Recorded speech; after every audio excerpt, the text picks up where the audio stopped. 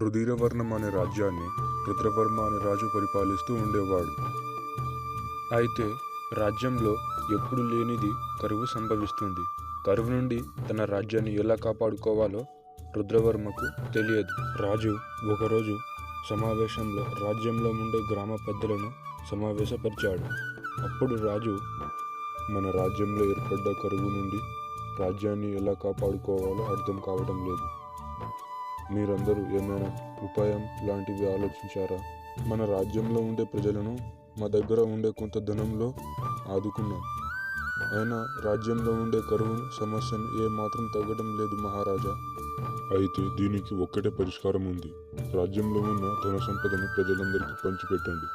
బియ్యం మరియు ఇతర సరుకులు ప్రజలకు నెలకి ఒక్కసారిగా సరఫరా చేయండి. అలా రాజు మంత్రికి ఆదేశిస్తాడు. అప్పుడు మంత్రి రాజు ఇచ్చిన ఆదేశాన్ని అమలు చేస్తాడు.